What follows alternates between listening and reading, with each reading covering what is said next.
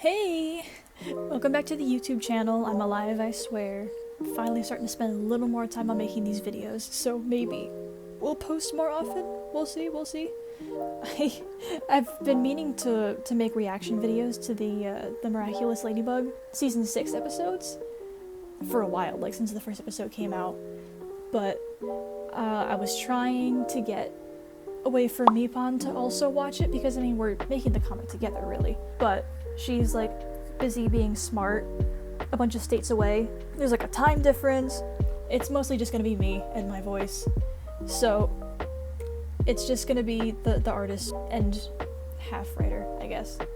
I think I'm only gonna do one episode at a time, just to maybe keep these short, and hopefully I won't talk for too long. Although before we start watching, I do want to show you. Got the Gerald wallpaper, classic. That's on my Patreon if you want it. You just have to pay like $2.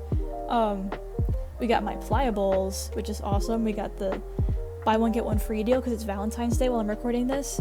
What? And I love myself, so I get to eat both of the bowls, which is an absolute win. And then over here we also got Valentine's Day treat part 2. We got some rose hip milk tea, boba, and Pliables, so we're ready. We're ready to watch.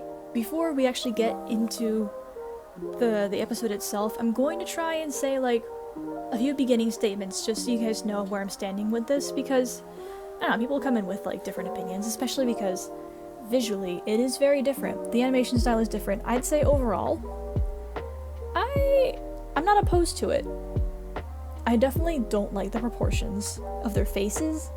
They look like dolls, specifically the lips for me. The mouths, they all look like they got Botox or something, and that doesn't sit right with me.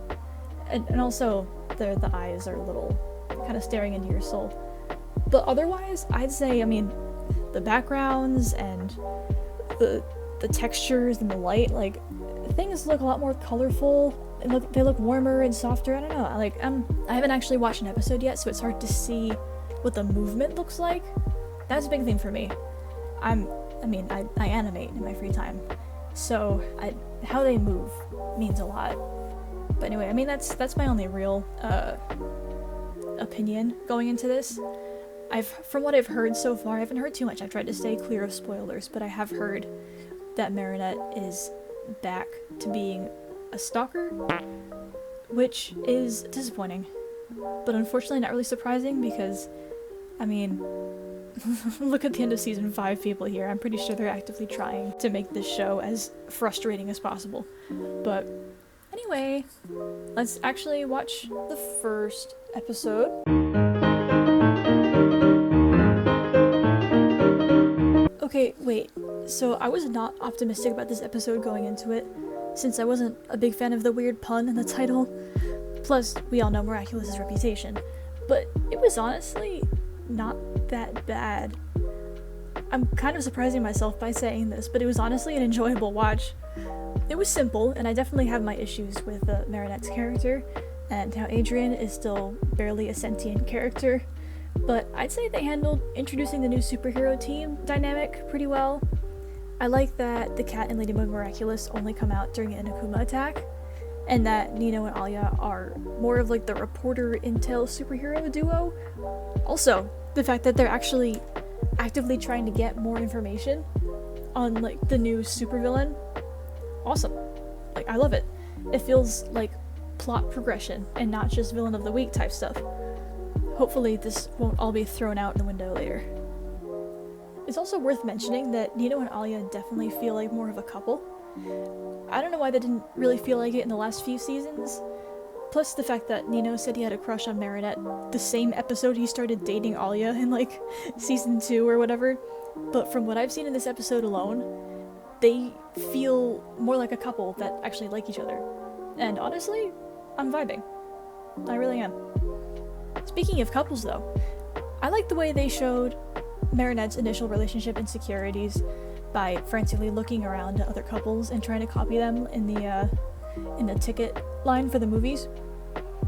I mean, they kind of hit it on the nose in the beginning when Marinette was ranting to Alia about needing to be, and I quote, like, perfectly perfect, and stuff, but the times where she doesn't talk are where the actual natural insecurities look good. Which is, it's kind of rough though, because Marinette's her best character in this show when she doesn't talk. But you know what, we can chalk that up to all of like the forced stuttering and like the yelling random cringy stuff. Now in terms of Adrian, really wasn't a fan of the way Adrian is still kind of the helpless sad boy again, but I did like it when he actually transformed and got the sass back. When he showed up and he asked Ladybug if she was bored or something, it felt kind of relieving. Like, ah, yes, personality. I think the Adrian segments would have been better if Adrian reacted just a little more to things happening. I know he's like the quote-unquote perfect boy and everything, but I'm pretty sure anyone would take a step back if someone shoved their fingers up your nose. Like, we can get a little mope, like, understandable, but he can't be like, that can't be his only defining character trait, you know? He's like the second main character here. Next, the kid. The illustrator herself. Illustrator. Hater. I hate that name. Personally, I usually really don't like kids in animated shows, and honestly just live action, all of the shows and the movies. Not because I don't like kids, but because you could tell when it's an adult trying to sound like a kid and not a real kid. For example, Boo in Monsters Inc., like the little kid in the first Monsters Inc. movie, that was legit. Like, that was actually a toddler. The crew had to follow an actual little girl around with microphones, and you could tell she sounds like a little kid.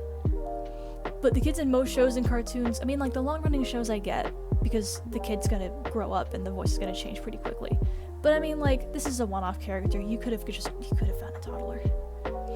But where was I? Oh yeah, in most shows they usually sound like a nasally adult. Like, it just annoys me. It's just a me thing. But the reason why I went on that tangent is because I actually liked how they wrote the kid. I think the reasoning behind the akumatization was believable. She's a kid with a busy parent that just wants to feel seen. That's legit, that's understandable. The kid gets convinced and we have a villain. That's cool. The design was pretty interesting. The 3D drawings looked like kids' drawings, which was a good touch. I especially love the Ladybug drawing. I thought that was kind of ironically funny and cute. I also think the way the team took care of the villain is also very realistic to a kid that age. When you want a kid to give you something, one of the easiest ways to get it is to bribe them with something they think is better. I have young siblings, and this trick worked almost every time. So honestly, I'd say like solid 8 out of 10 villain. Just because it wasn't super plot or lore significant, and I still didn't like the voice acting that much. Finally, a quick note on Cerise / Lila / whoever she is. I really like the way she's being presented right now.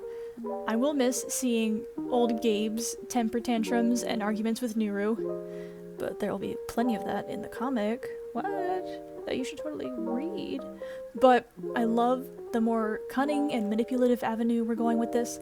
I like that we get more screen time of her convincing people to accept an Akuma and to do her bidding.